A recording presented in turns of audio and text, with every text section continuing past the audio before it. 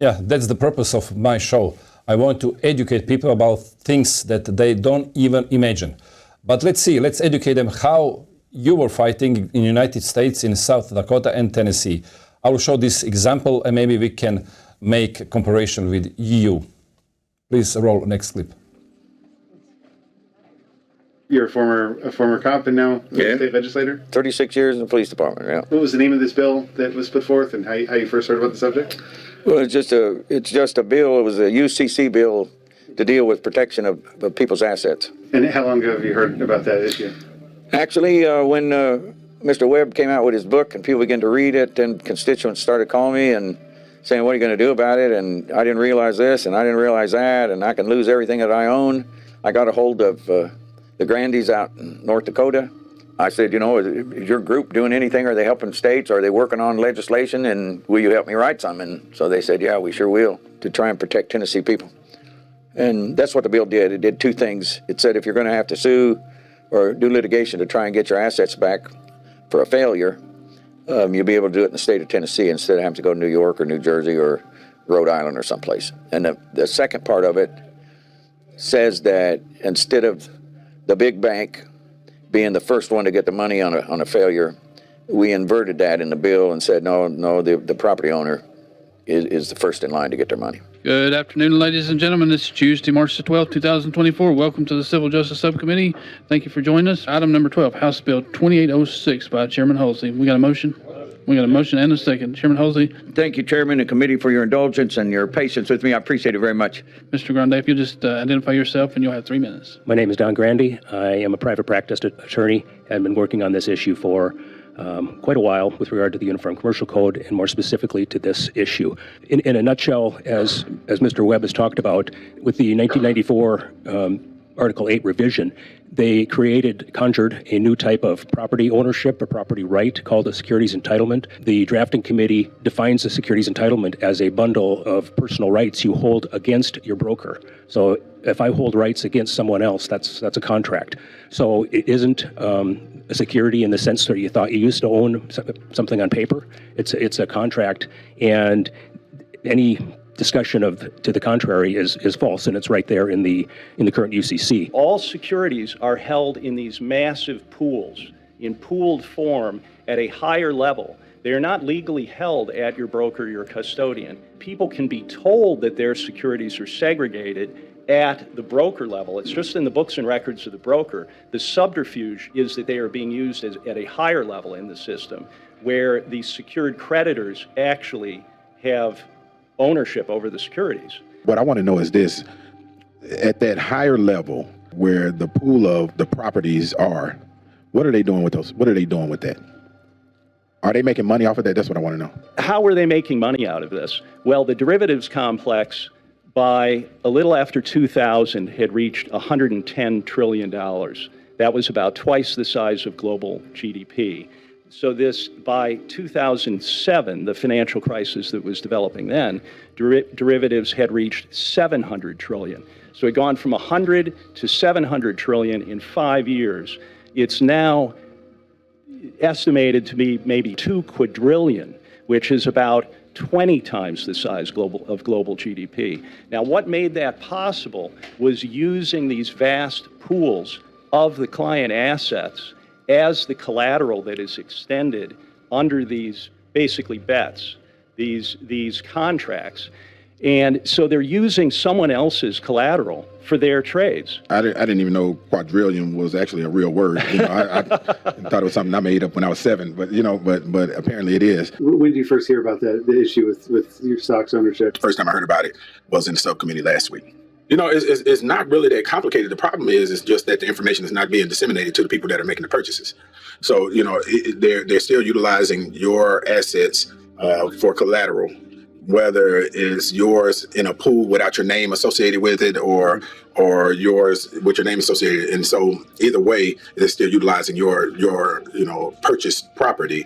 And in the event that there was a claim against the broker, who has utilized your purchased assets for collateral, and you're not the first person to receive, your interest out of a claim against that broker, that was problematic for me.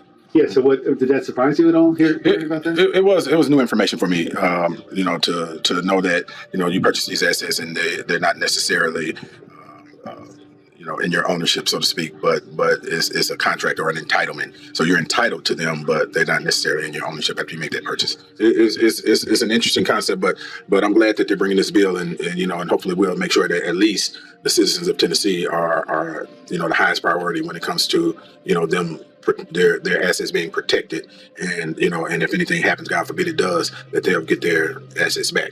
The average consumer or the average citizen, not just in our state but across the country, is not educated in that regard. They think that they're doing something that's going to create legacy for their family, making purchases, thinking that they're going to grow, their assets, but in an instant, that whole portfolio that you purchased could be taken away from you, and you not even know why it was taken away from you. What did you think of the hearing or how that went? I was really pleased.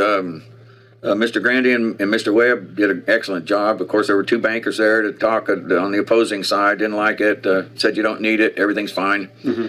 And, of course, everything isn't fine. My name is Andy Guggenheim. I'm with the Securities Industry and Financial Markets Association.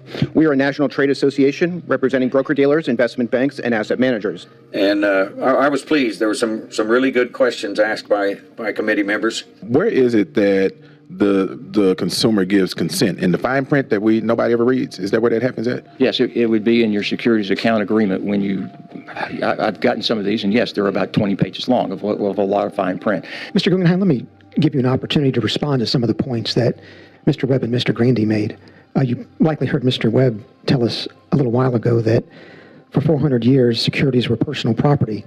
You started off some of your testimony by saying that the property rights remain the same. So those two statements strike me as being inconsistent. Can you tell us whether you agree that those two statements are inconsistent, and if so, which one is the accurate one? Whether we don't really see eye to eye on this point. Mr. Webb has told us, though, the securities that many Tennessee investors believe that they own as personal property are actually being pledged by others to secure indebtedness of securities intermediaries. Do you agree or disagree with that testimony? Disagree. Why is that? Because this relates to the security interest for a margin loan. So I would look at this as the way you look at collateral for any other loan. This is when you use your securities as collateral. That's when your property rights change. So are the brokers not using the purchased assets as collateral? It would only apply in the case of a margin loan where the broker has that security interest and then can use that. That's what this provision was designed for in the UCC. I just want to be clear. Are they using the purchased assets as collateral, or are they not using it as collateral? So if I had change in my pocket, I wouldn't know the exact quarters. I would know that I own this many quarters in my pocket. But whether so kind of getting it down to that level of which security it is, you own securities, you own, the number that says on your brokerage statement, whether it's this security, but you still hold those same voting rights for your ownership stake in those securities, but securities, are more fungible in that respect. So I think I'm a little clear now. So I think you are, and I don't want to speak for you, but I just want to regurgitate what I think I'm hearing. Yeah. So given the fact that these securities are in a pool, they are using the securities in the pool as collateral, but you don't know necessarily if they're using yours or somebody else's. That's my understanding. Yes. What's happened is Antonio Parkinson really took a leading role in questioning the people from the banking lobby, and he is in the Black Caucus will completely support this. But so there is then a great possibility that they could be using your assets as collateral in whatever business they're doing. Nobody knows if it's yours or if it's someone else's, but somebody's is being used as collateral. I guess I would go back to you have the ownership stake, on the basis of those securities, and that's kind of the plumbing of the financial system that kind of allows for the benefits of easy access to trading and having a kind of a very liquid market. Okay, thank you. That I think brought out, people are vulnerable and they can lose. And I had said during that committee meeting to somebody else, but I had said, I don't know one stockholder anywhere that I know that knows when they signed whatever paperwork they signed to purchase stock, that those assets were going to be used for a loan someplace upline. Nobody knows that. This bill just does two things. if you're going to have to sue to get your money back, whether it's in a pool, a big pool, a small pool, or any pool, and they've used your money as collateral on a loan, and now the big bank wants to pull it in, this bill just says, instead of the bank being at the top of the priority list of getting your money, you go to the top of the list. The second thing it does is if you have to sue to get your money back, you're going to be able to do it in the state of Tennessee instead of the state of Rhode Island, New York. Now, that's about it. Now, at the end of the day, you've got to decide how much risk Tennessee people are up against. And if passing this bill will help protect them, then I think that's what you ought to do. And I think you ought to wait till Gino Bolso gets back if he's going to vote for it. If he ain't going to vote for it, then just leave him out there. That's all right. Madam Clerk, take the vote. Representatives Bolso, Capley, Eldridge, Farmer, Farmer, yes.